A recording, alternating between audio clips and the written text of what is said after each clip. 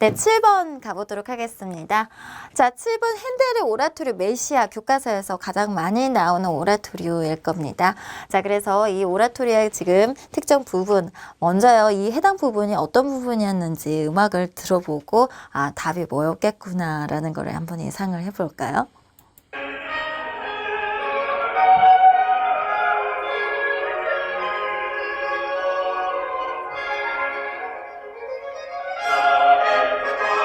네. 자, 이제는, 자, 앞에서요, 우리가 맨 처음에 노래가 시작이 되었던 부분에서 폴리포니적인 구조로 갔던 부분을 들어보셨을 거예요.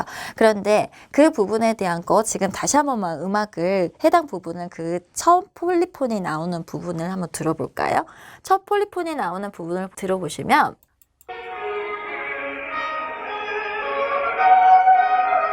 딴딴 따라란 하는 그 선율 멈춰주세요. 그 딴따라고 하는 그 선율구가 지금 계속적으로 나오고 있다는 거를 들으셨을 거예요. 음향적으로. 지금 여기에서도 49, 52 지금 우리가 지금 들었던 해당 부분인데요.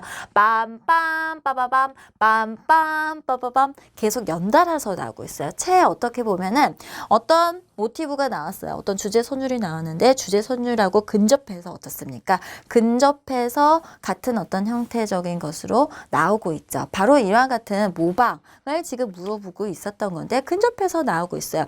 그래서 이러한 어떤 모방의 기법을 무엇이라고 하느냐라고 이야기를 하고 있는데요.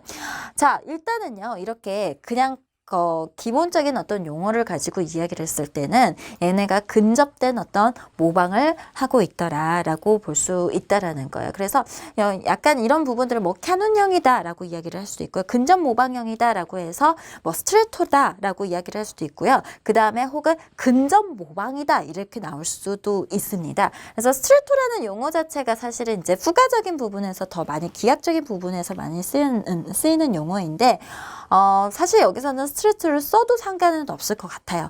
그리고 왜냐면 실제 여기에서 중요한 포인트는 근접돼서 뭔가 주제 선율이 끝나지도 않은데 어때요? 근접돼서 이 선율들이 이어가는 형태가 보여지고 있다라는 거거든요. 그러니까 한 성부가 끝나기도 전에 다른 성부에서 근접돼서 모방이 되어지더라라는 모습 설명을 써주시면 되는 부분이 되겠습니다.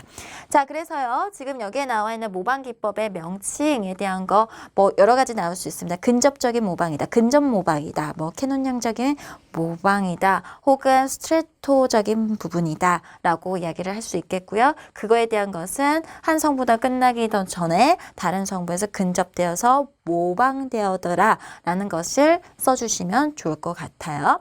자, 그 다음에 악보에서 나타나는 짜임새의 변화를 순서대로 음악을 들어보셨을 때 느끼셨을 거예요. 이미 앞에서는 폴리포니적인 구조를 갔었던 거고 뒤에서는 호모포니적인 구조로 가고 있다라는 것을 알 수 있겠죠.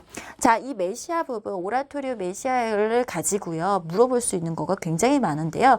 이미 교과서에서는 호모포니와 폴리포니적인 어떤 구조에 대한 것이 르네상스 바로크 시대에 엄청나게 많이 나오고 있고요. 그리고 특히 또 이 메시아와 관련된 내용들을 또 이렇게 자세하게 또 써놓은 거 제가 사실 이 만들었던 문제도요.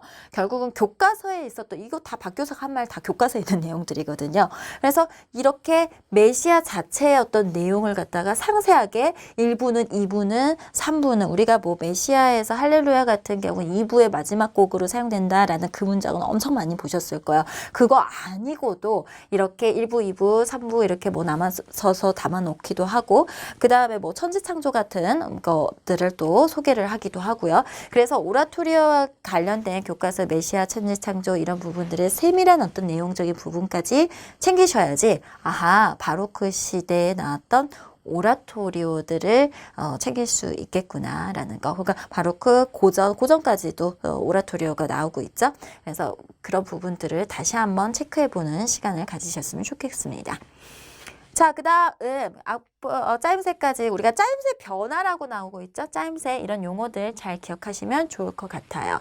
자, 그래서 뒤에 보시면은요. 지금 이렇게 오라토리에서 합창 부분에 대한 어떤 설명들, 합창 부분의 어떤 특징들, 바로 이 합창의 역할에 대한 이야기가 또 나오고 있거든요. 이런 부분들은 또 그라우트에서 소개를 하는 부분들일 거고요. 그 다음에 이런 부분들이 또 제가 모의고사에서 해설 자료로 드렸던 부분들이에요. 영국으로 귀화했던 바로 핸델은요, 합창을 굉장히 잘 썼죠. 그래서 이런 어떤 뿌리가 바로 영국의 어떤 성악음악의 전통으로 영국에서는 어때요? 파버든의 어떤 영향력 하에 바로 그런 합창적인 어떤 음악적인 것이 굉장히 발달을 했었잖아요. 그래서 핸델 오라토리의 어떤 합창을 주민에서 또 자세하게 들여다보기를 해볼 수도 있는 부분일 것 같습니다. 뭐 또 핸델의 영어 오라토리오 이런 측면에서 또 이야기해 볼 수 있는 것들이 있죠.